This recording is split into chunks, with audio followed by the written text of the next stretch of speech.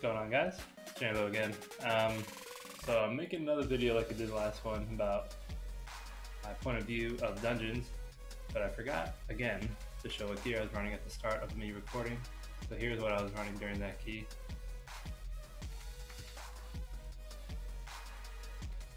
Pretty 195% positive that this is what I was running. Maybe actually, no, I think I did have this here. The gushing. Same trinkets as the other video, same talent setup. One thing I did switch up here was this. I switched to Well of Existence and Spirit of Preservation minors for this week because just having extra healing from these two here is pretty valuable on a Grievous week, especially playing as Discipline, and doing pugs because you never know what pugs you're going to get themselves into. So it's pretty safe. I did stay aggressive with Schism because I like to feel a bit more. Just to say would have been more safe, and then Shadow Covenant would have been more safe. But I kind of stuck, I kind of locked myself into these two. I really enjoy them. Twist of Fate sometimes, but mostly Schism. But yeah, enjoy the +2 15 Shrine of the Thorn.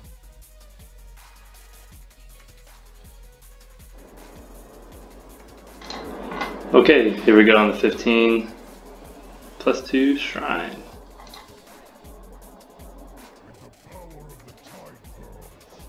Yeah, so I really need to work on showing my character gear and talents before I start. Oh, watch it. That annoys me to no end.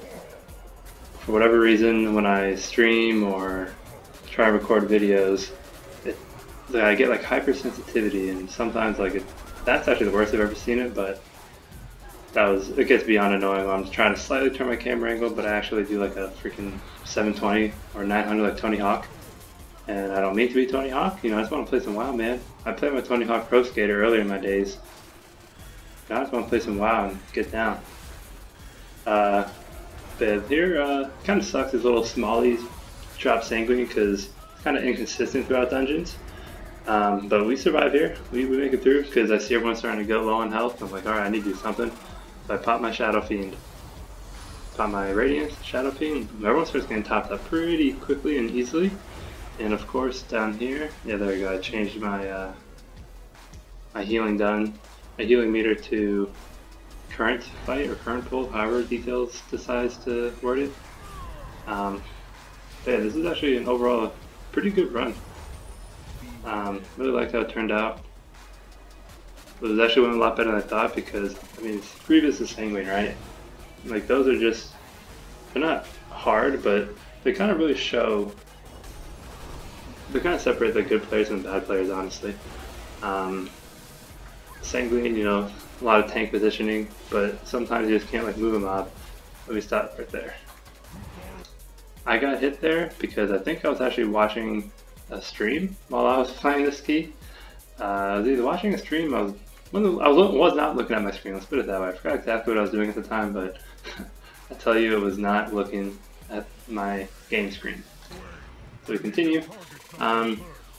They have a Sanguine, Grievous, those kind of highlight good and bad players. And my Twilight Dev this hold, I don't know. This is why I thought this was going to be a sketchy pull, or sketchy dungeon, because this first pull kind of had me like, what are we doing here? What is going on? Oh, I forgot I actually died. I guess I was standing right inside the swirlies. It looked like I was a little bit outside of it, but WoW thought otherwise, and can't do anything about that. So yeah, to start, this is not like a good run, right? But it turns into a +2, I promise you.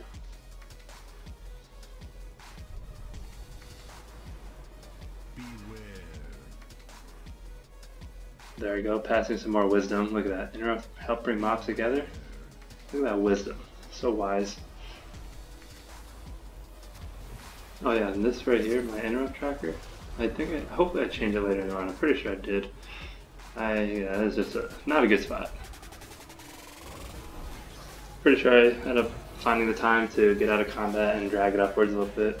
But yeah, this is a really useful one. Interrupt tracker, just to track interrupts. See who's ready. I don't have interrupts as a Discipline Priest, but it still is nice just to see who's using interrupts, who's not. Oh yeah, my UI changed from this video to my last video, or from my last video. I like this setup a little bit more.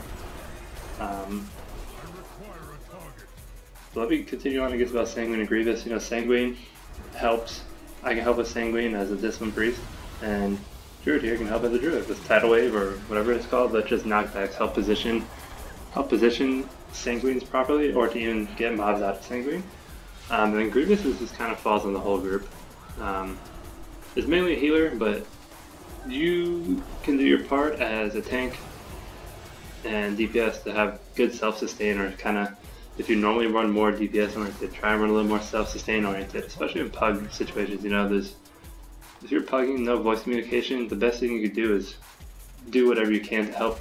Assume like the rest of your 4 players are not going to run as optimally as they can for the certain fixes for that week. That's why I switched to Spirit of Preservation Miner and Well of Existence Miner. Like, I could have gotten by with an extremely aggressive Discipline Priest build and probably done just fine, but if for pugging with no voice communication, it's a little, it's a gamble, so I just play safe, and it worked out.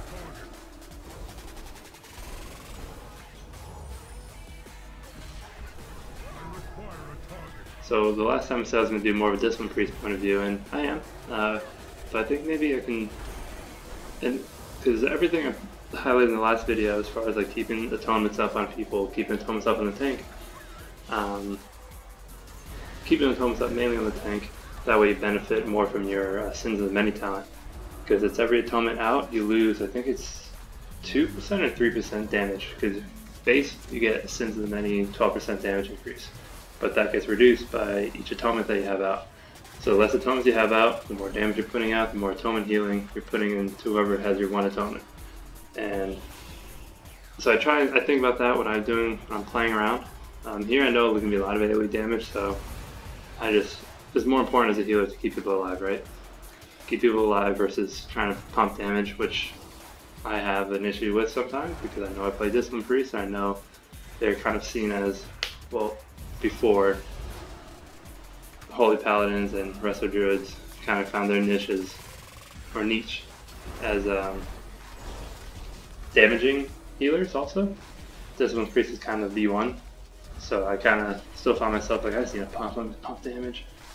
Let me see what I can do with DPS meters. And that's the wrong way to play, and the less I do that, the more I see like I can help time keys easier, because I'm a healer. Healers keep people alive, and that's our goal.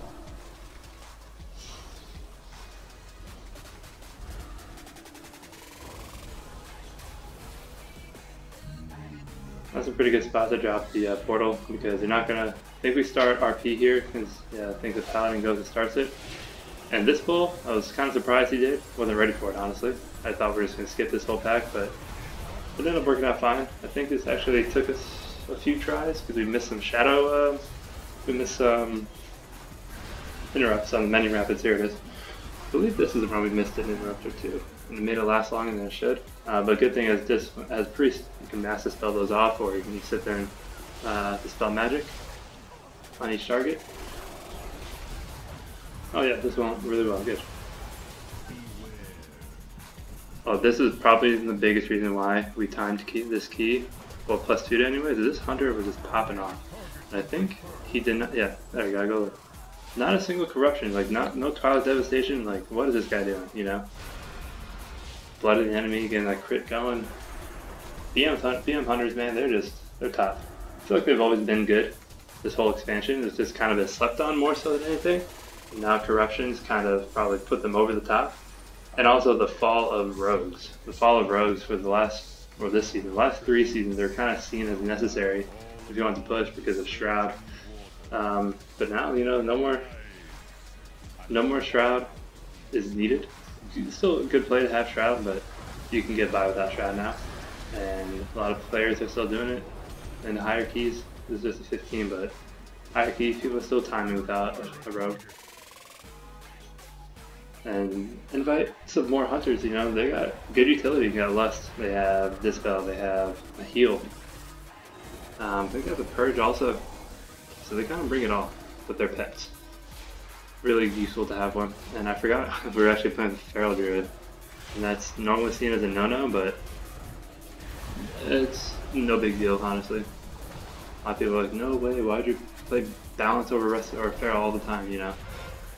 And normally I would agree, but I've seen balance. I've seen more better Feral Druids than I have balanced Druids as far as like using their utility more so than a balanced Druid. But like if you're playing balanced Druid, you should probably bring your Trance talent because that is just too valuable to a tank and to the group as a whole. You drop your 3 trees and they taunt for the tank, and that way no one in the group's taking damage, at least auto attack damage from mobs or anyone. And I've seen too many times that Boomkins that don't bring it, and for whatever reason they bring that first talent, which is good for DPS, but they still, I haven't seen Boomkins really pump the way I've seen like good Boomkins pump. So I just prefer more utility over you trying to pop the meters. But yeah, this Feral Druid doesn't do too bad. I mean, I've seen Feral Druids usually do a lot more damage than this one's doing. And also this warrior is pretty much this hunter is carrying our DPS right now. This hunter is carrying our DPS and kind of efficient throughout the whole run, you guys will see. But it worked out to a +2, which really surprised me. I thought we were just gonna, the way it started off here, I thought we were just gonna maybe +1 and honestly deeply. This right here is a big play. Hunter misdirected the tank, right? Boom. Snapping. I did not know they were doing that. I saw the paladin go, I was like, oh, he's just gonna run along the side here, because sometimes that pulls just a little ad and not the big guy. But then that misdirect happened. I don't know if they whispered each other, but as far as I know, they were not in Discord with each other at all. But very, very good play. So you dropped the Sanguine back there, very easy, took him out of it. Easy play, good play.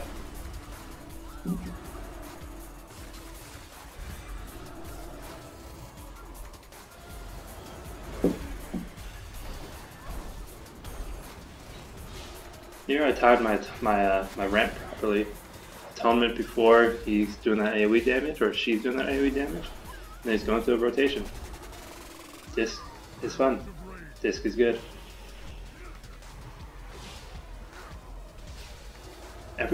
Honestly, every pull this tank did this run, I just remember being like, what is this guy doing?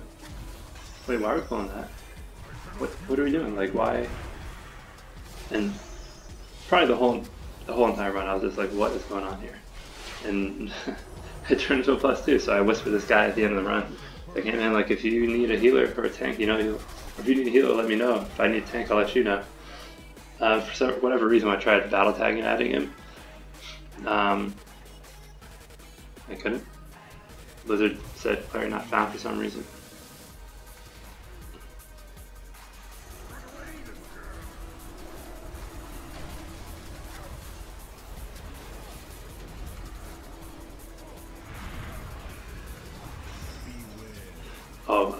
I trimmed the start of this video to what I did trim off was the paladin was running Seraphim to start.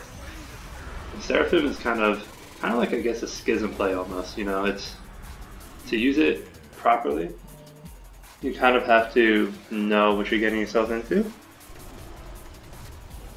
kind of know what you're getting yourself into and kind of know when to pop it, because Seraphim is really good for your, it's really good overall because you get 1,000 plus to your secondary stats, all of them.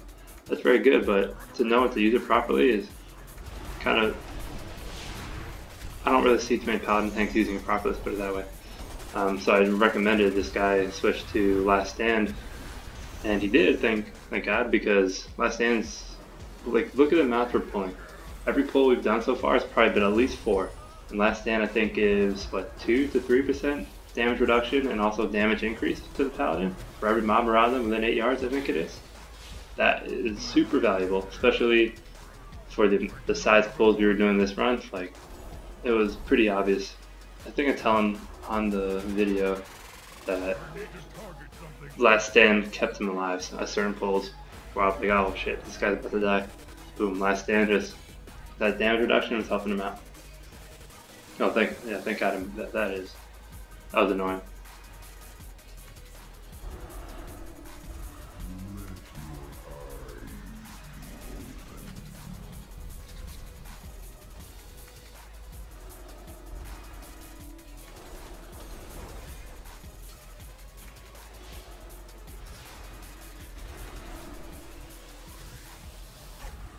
So I couldn't tell here. Okay, never mind. That was each of those growths drops Sanguine. That I was like, I think Sanguine's hitting us from the outside, from the other, not from the regular world.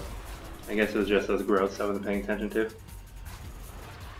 I wanna. Do we pull this? I don't remember if we kill this here and we pull.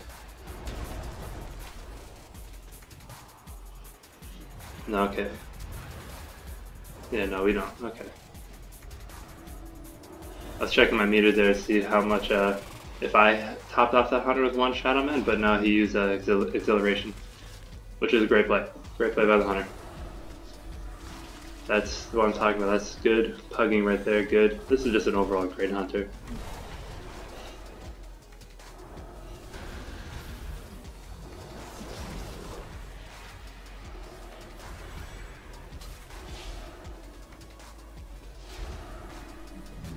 Oh, and actually, I think Feral Druids have a talent that they normally take, that they have to have a regrowth on themselves and they do more damage. So that's probably, I think that's true. If that is, maybe Feral is the better play this week, because all you need from them really is just a push out of Sanguine. And the trees are nice, but sometimes a misplayed tree on a Sanguine week is tragic. Like, you can, if these mobs right here are dying, right, and Boomy's not paying attention, it's like drops trees right here. The trees don't move after they're dropped. That's where they're dropped, where they're dropped, and they're sitting there taunting the mobs, and now the mobs is full heals because the trees are a bad play. What a nice Shining Force, Jambo. Yeah, that was a really good play. Freaking big brain. Bulb head. Bulb head play there. Thanks, man. Thanks.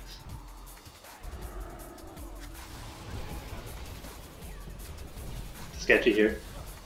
Too many to me. That's what I'm thinking. Like, this is way too many. What are we doing?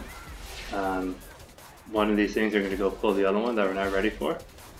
But I'm thinking that right now, right? As I'm voiceovering this video I recorded, but I was thinking it during the run also. I'm just waiting for one of those smallies to run to the other pack, and I'm thinking, here we go, tragic. But it worked out again.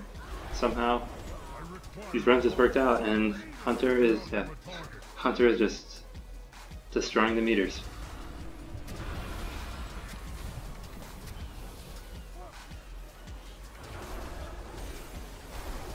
This is just such a satisfying run with how well it went. This really was. And how I highlighted in the last video, saying use cooldowns more often. Why not put your cooldowns on cooldown, you know? Helps save the run, helps the run go more smooth, because usually if the run's going smoothly, it's probably because a lot of people are using their cooldowns and using them properly.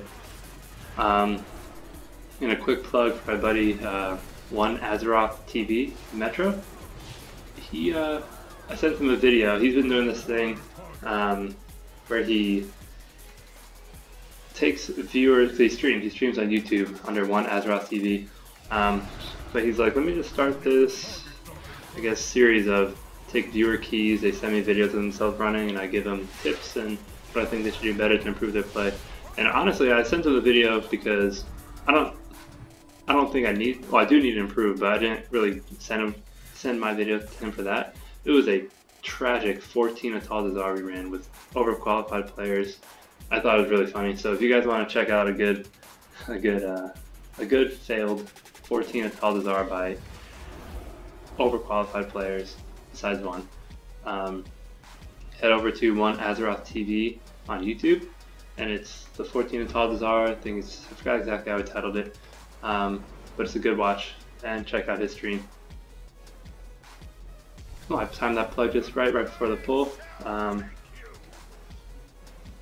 This is easy. This is an easy fight, especially on fortified.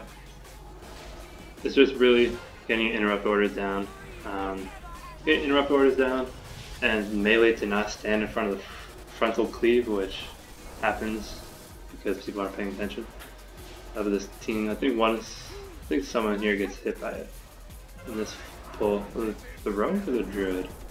Or the hunt? Oh my gosh, the warrior or the druid? I think one of them gets hit. So yeah, as a healer, I stand up here. As a range, I would stand up here if I was playing Shadow. Just because these tornadoes here, they don't hit me up here. You know, I'm safe. I know I don't really have to worry about my damage. Slicing Blast got missed, so everyone takes AoE, but these I don't have to worry about because I'm up here. It's safe. There is a play where you can play the mob like right here in this corner, and I forgot exactly what it does, but it's like a super high key, like 21s, 20 to like 24s or whatever. I've seen streamers doing it. I forgot exactly what it does, but in a 15 to like 18s, 19s, right? Like this is fine. You don't need to do these crazy strats.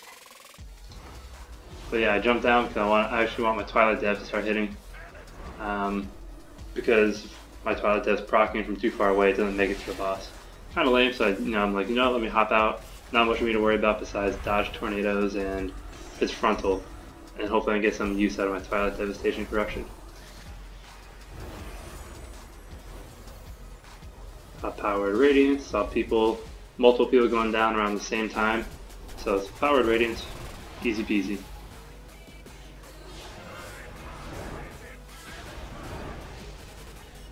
There we go, got a good Twilight Dev out of that one.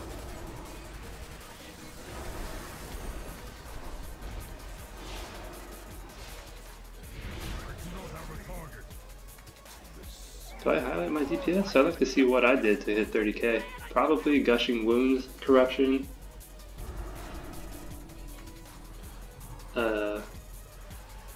Obsidian Claw Trinket, Shadow Fiend. Yeah, 30k. I'm surprised myself just now watching it.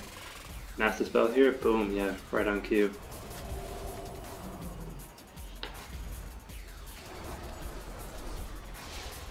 Oh, for those who don't know, these lieutenants and their spawns like that, these little guys, they do on-death fixes. So Sanguine, Bursting, what else is an on-death fix? Sure there's one or two I'm forgetting, but yeah, they do them. So be cautious of those when you're playing in 10s and above with the new Awakened affix, which I really like this affix. I like it a lot more than oh my gosh, what was it called? The one last season, season 3 with Beguiling. Beguiling, that is it. Beguiling was actually kind of fun because it's challenging, but man, sometimes it's just like too much of a challenge, especially for pugs, which is mainly what I do. So I found myself just kind of like, let out one of those sighs, just and go on about my day getting wrecked in pug keys, and my personal keys is getting destroyed and tossed to the left and to the right. Now this season's a lot better. A lot better.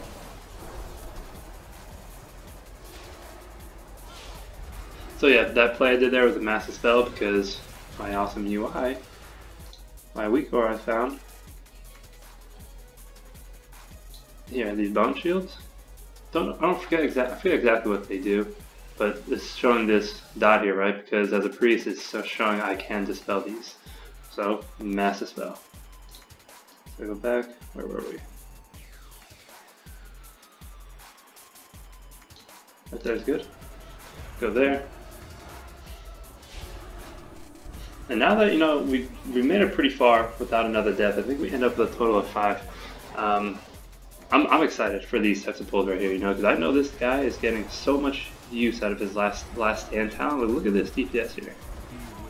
If I were to highlight over there, I think last stand.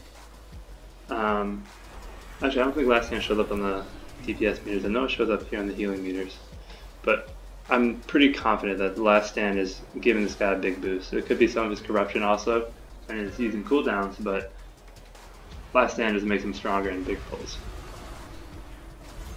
But so yeah, I'm getting excited. Like, all right, cool, big pull coming. Like, I can't wait. This is gonna be fun.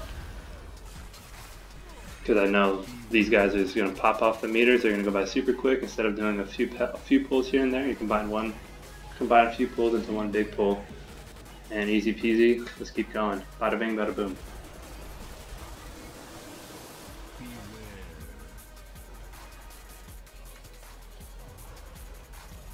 Oh, I think our death is actually coming up here on the 2 tentacles. Oh yeah, here comes a big mistake. I think I highlighted. Oh no, I'm getting confused now. No, I don't think this is a run. what I was about to say was this tentacle pull coming up. I'm pretty confident that we do pull. There's 2 casters and 2 grounded, like rooted tentacles that don't move. So if you kill the casters on top of the tentacles, you're sanguining them back to full health, and you have to wait. I think sanguine stays for what, a minute to 2 minutes on the ground. Like at that point, you might as well just wipe and reset. Let's try it again, because you're fighting an uphill battle. So I don't remember if we do it this run. Let's see. Let's find out.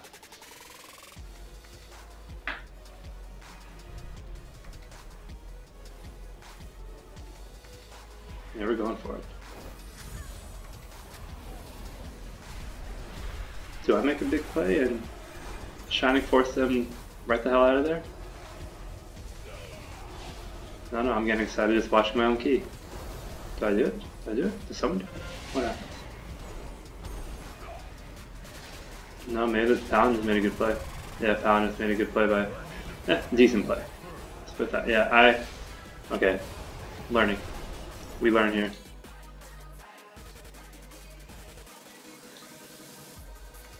Look how low their health is getting, right? My Shining Force is up right here. I should have played this. I think it's because I saw all everyone's health going down, right? But I think I kind of started going into a little panic mode here. Do another Radiance. I think that's why I started panicking. But me seeing this with Shining Force talented, a big play for me would have been boop. Just, you know, kind of boop. Just boop. Boop him right over here. Boop him away from the patrol coming this way and away from these rooted tentacles. They were going to die with my dots on them and me hitting with Penance or another SotS. And that would have been a great play, because if Sanguine would have been way over here, we would not have had to worry about Sanguine at all in this play. And I didn't do it. But learning experience, right? I could have booped him right there. Now he's in Sanguine. He's getting healed. Yeah.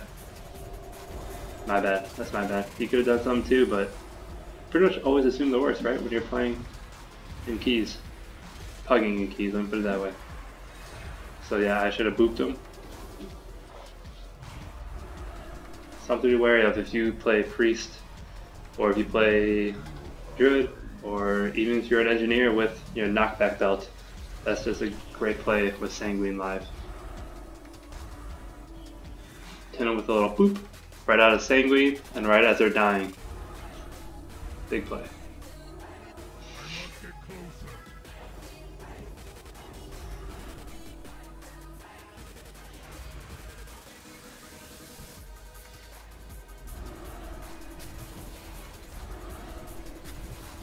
So someone told me that this mob, this lieutenant, does not get LOS, but I think he does, because he just ran that whole bridge, right, without trying to cast because no one was in his line of sight. Pretty sure he does get LOS. I'd have to rewatch it. Let's rewatch it real quick. Too far.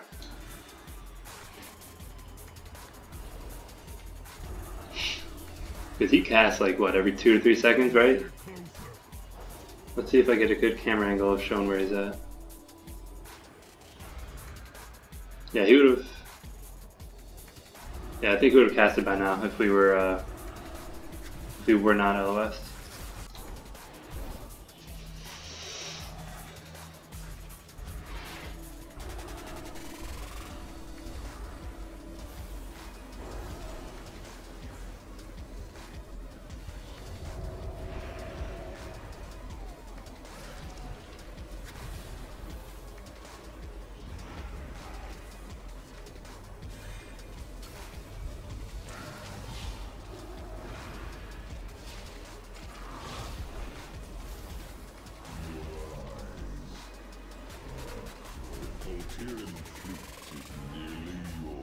This is where someone dies, because this here you can't just go in there and YOLO it.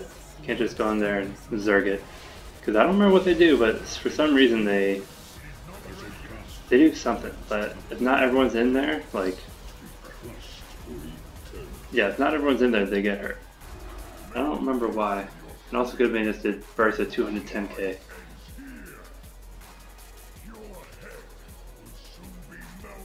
So yeah, for those pulls, like the whole group has got to be like on top of them. Otherwise, I think they do that. they start doing AoE damage to the group.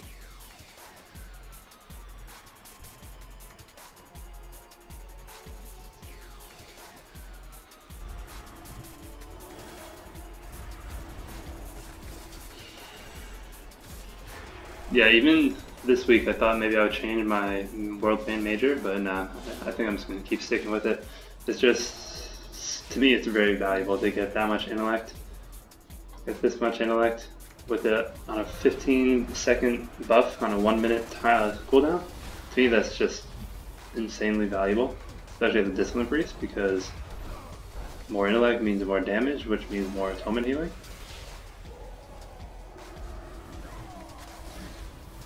When I say water go, this water hurts. Turn the camera. But the MC target right here, the water, you jump in there, you start taking damage, heavy damage too. And as a priest, I can yoink them out of there, life grab them out of there. As soon as they're done topping themselves off to knock off that MC, I can just life grip. And I don't think anyone does it this run. I was waiting for me to make that awesome legendary heroic play and it never came to fruition. Like that word, fruition? Oh, cool.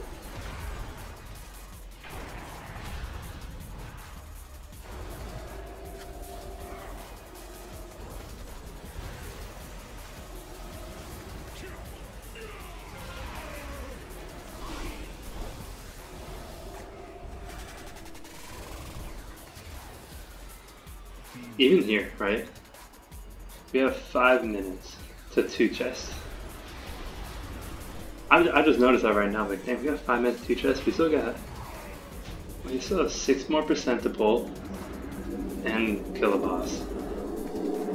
You know, and sometimes this boss causes problems because for some reason people forget to kick during the phase where you go underneath and the tank and healer separate and the DPS separate. For some reason, DPS think like I don't know, they don't kick both sides. So yeah, like, we got some travel time ahead of us. We got an eel pack and we got that 3-pack. How are we gonna two chest this?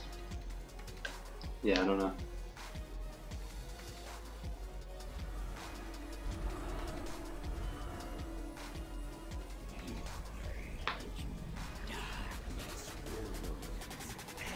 Boom, purge the wicked, dot, dot, dot. Get him. Not really a fan of World of Warcraft's underwater like that. Like, I just find it so hard for me to get my depth. Like, I don't know where I'm at, if I was too close or if I'm not close enough. Now, look at that Holy Nova damage. Golly, burns at like 31k. Holy Nova is too strong. Nerf it. Pro play, getting my markers remarked by someone else in skull.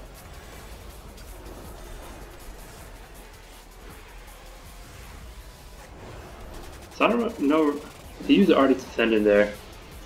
So as a prop paladin, he has a ranged interrupt, right, with his shield. He doesn't need to be standing here doing that. I kind of was in my head, I'm like, what are you doing, dude? Like, get out of there. The DPS got it and you got it with a ranged kick. We'll be fine.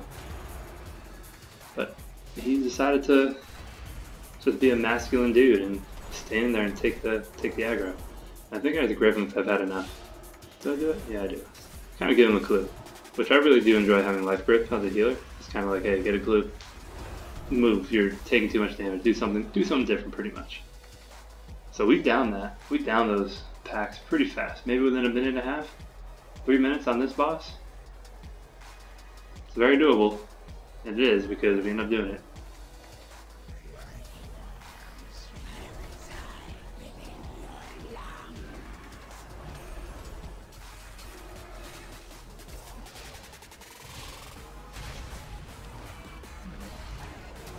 This fight is really fun, in my opinion. For those who don't know, this right here, stack, just the stacks. It stacks up to 9. I forget the exact tooltip of it, but your max HP goes down, but your damage goes way up. So it's kind of like, this was in the game before, obviously, Season 2, Season 3, Season 4, and the new patches. So it's kind of like laid the way of almost corruption gear. Look, you're losing your max health, right?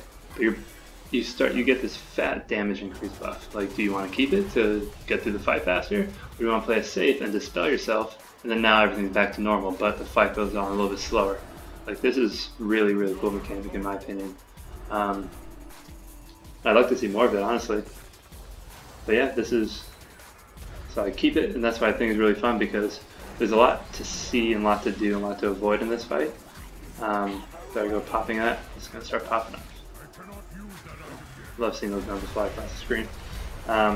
These guys, you'll see I almost die.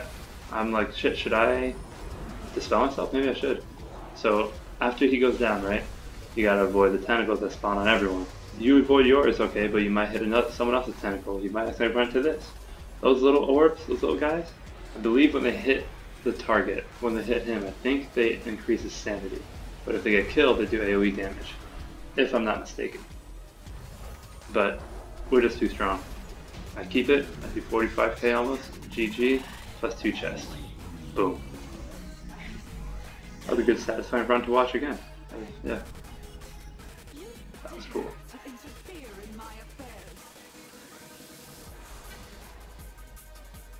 Decent legs.